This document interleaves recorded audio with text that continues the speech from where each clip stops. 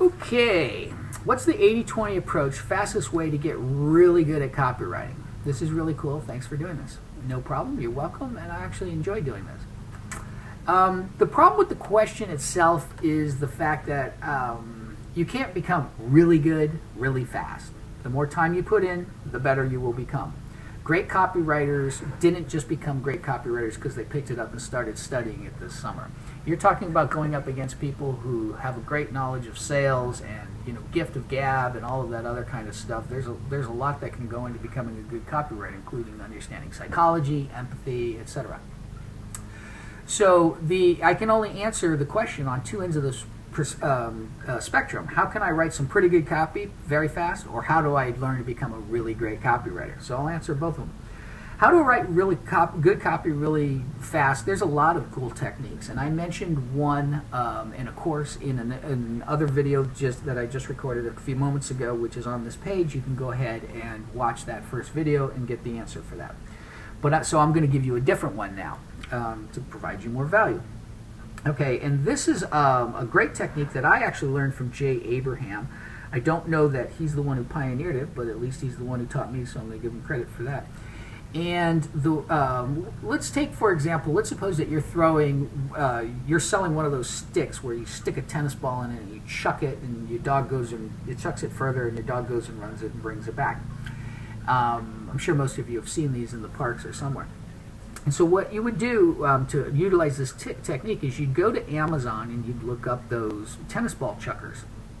And then what you would do is start sorting out the reviews by the ones that are raving reviews and the ones that are just panning the product and talking about how horrible it is. Now, one thing that is true is people shill all the time. The competition will come in and literally write horrible things about your business just to try and make themselves look better on that page. The people and the business owners themselves will shill and write positive reviews and post them as though that they were customers and so forth, and have their friends do it. So you can't trust all of the reviews, but if you start reading a bunch of them, you will in totality get a real a good idea of what the real response and feedback is that is positive and negative. So let's take the positive. We'll say you'll pick up a whole bunch of stuff that will say, this product is great because, when I come home from work, my shoulder's often too tired to throw the ball, but I feel sorry because my dog needs more exercise, and this really helps get that done. I can exercise quicker, and get in the dog can get more in a shorter amount of time. Now I can use now I can casually talk on the cell phone while I'm doing this because it's not as as involved, or whatever the things that they're saying are good are. And that becomes the benefits that you can actually put in your copy. You say, get this, it's great, and then you start listing these things, And when it comes, you start looking at the negative, and the negatives will be things like, this one was cheap and it broke. It's green, so when you drop it in the grass, it wasn't that easy, to spot again, or whatever the negatives are. And you turn those negatives into positives. And it's very important that you make sure everything you say is true. And great copywriters will write the ultimate, they'll write the best thing that they could possibly, and then they will do all they can to make sure that the product matches their promises. And then they will back down the copy down to match the reality for, to however great they could make the product.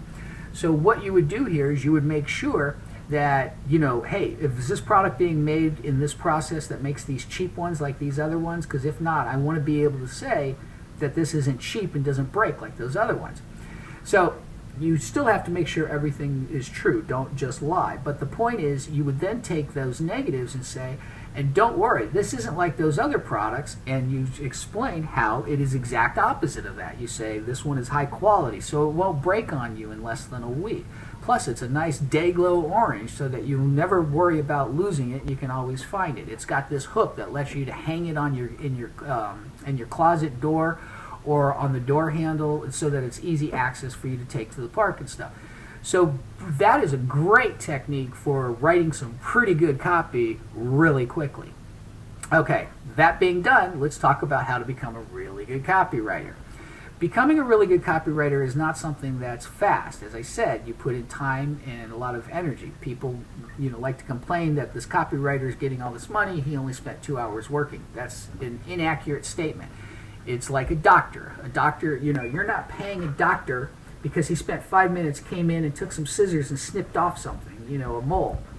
What you're paying for is his expertise to know whether or not you should go get that checked because it could be cancerous, and making sure that he knows how to make that cut so that you don't end up with a big scar and so forth. So you're not paying for that 5 minutes of his time. You're paying for all of the time and education he spent to become that expert.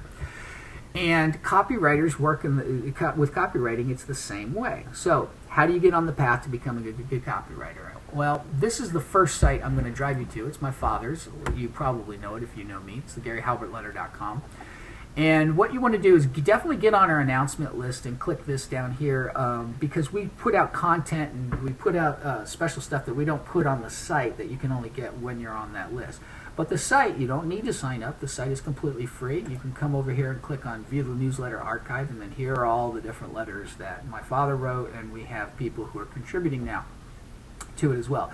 But you want to scroll down here and you want to start looking for the boron letters. Okay. And by the way, another great benefit of this of signing up is when you sign up, you'll actually get the letters in the order in which they were written, and they're very good for the same thing I'm about to explain. But you start off with boron letter number 1, and these are a series of letters that my father wrote to me when I was about 15 years old, teaching me the business. And if you go through the letters, he's going to give you some direct advice on how to become a great copywriter. And I'll tell you, I'm going to get you started right away. He's going to recommend a book, and it's a fantastic book. It's called Scientific Advertising by Claude Hopkins. If you haven't read it, get it. It's actually free because it's in public domain. So it's like the boron letters and the Gary Halbert letter. It's not going to cost you a dime. Okay. He's also going to recommend the Robert Collier letter book, and I recommend you get that from the Robert Collier family. And the other thing, he's going to recommend some other things, but what I want to say about this, the difference between becoming good and great will become a matter of effort. Good copy doesn't come just from great inspiration. It's actually hard work. You do a lot of edits. You put yourself, you go back and review your material to make sure that you've added everything and didn't forget something. And there's a lot that goes into it in beforehand, in doing your research, doing the copy dump, and then editing. The actual writing process is the shortest part of the whole thing. It's the shortest part of the entire phase. But my dad is going to recommend some things that some people like to skip, and I want to warn you against skipping them. I've seen him teach many people to be copywriters, and many of the people he taught have become the world's best copywriters right now. And they rank right up there amongst all of the best living copywriters there are. And everyone who did actually followed the advice, no matter how tedious or banal that advice seemed at first, because it's not. And I'll give you an example of this, and this is the one I want to point you to. One of the things he's going to have you do is he's going to tell you about some great ads. And he's going to tell you to take those ads and rewrite them out in your own hand. Take your, sit down with a piece of paper and just copy them. And all the best copywriters that he taught actually did this. And there were a lot of people who, they say, hey, I studied under Gary Halbert, and they actually suck. They're not very good copywriters. They did study under him for, a week or two or whatever, and not everybody who did was people that my father would recommend, because people put different amounts of effort into stuff. Just like, just because somebody's a student doesn't mean that they're good. But the A+ students, the best ones, all ended up finishing this. And this is how it works and why it works so well. My father once taught me when I was young that you recreate outside what you carry around inside. And what that means is if your desk is messy and disorganized, it's usually because your head is also messy and disorganized. And what a lot of people are picking up on nowadays is that it works in the opposite. So in other words, if you change your outside environment, you organize it, you will end up changing your internal environment. You will actually end up organizing your thought patterns and your thought processes. And people have found that, if you go and organize your closet, you'll end up, when you're done, you will have an organized, systematic, know what you're going to do with the rest of the week and become more productive. And this works on all kinds of levels and with all kinds of aspects. And one of these is actually the part about writing out. When you start copywriting or hand copying great advertising, your brain actually becomes very familiar and used to and understanding what it's like to write great copy. So it will be a lot easier when you take all of the principles and everything else you're going to learn through the rest of the things that he suggests. When you do that, after you've done it, your brain actually picks up on the idea. And so when you later on, after you've done this a while, when you sit there and write about something, you won't use weak qualifying words as much. You will instead of saying this is pretty good, you will say this is amazing. Okay, and that is a really great process. Now there's a brand new advent on this that we created accidentally. My brother and I, this is halbertizing.com, and we started taking some of our father's best ads and we started breaking them down and explaining to you why he used this word and why he's saying this phrase and why he's positioning this now and what he's thinking as he's doing it. This is really like being inside Garrett Halbert's brain as he writes. But somebody who bought one of these breakdowns actually came up with the brilliant idea, which I love, and he rewrites these ads as we are talking about it, because he's not only knowing what it's like and feeling to write these good ads, he's actually getting a complete understanding of why these are the words being chosen and so forth. So it's actually like taking our father's lesson and putting, adding nitrous oxide, or just adding, fuel to the fire for it, because it makes it so much more powerful to be able to do it this way.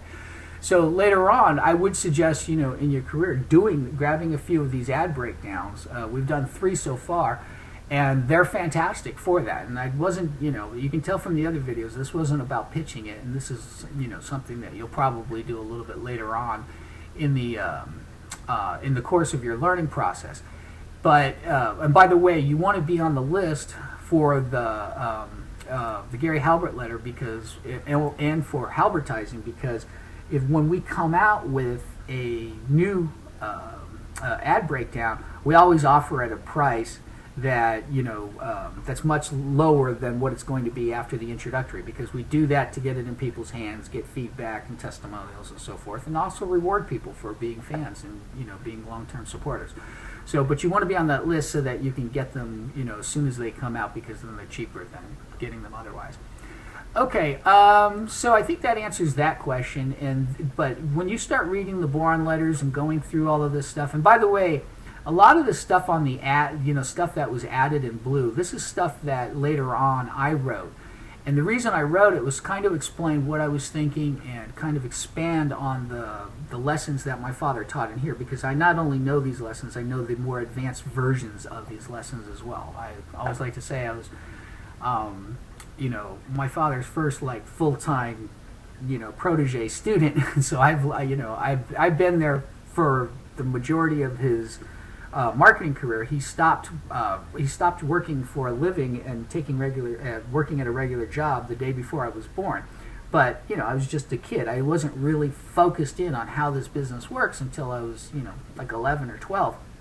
But I was there every step of the way as he taught people. So one thing I know even better is how he would teach people stuff. And so, what I did was at the bottom of these is I would add more to what he had said. Okay, well, I think that answers that question in a long way, but I hope this was helpful. And go ahead and feel free to email me back any more questions if you need a further explanation or details on anything.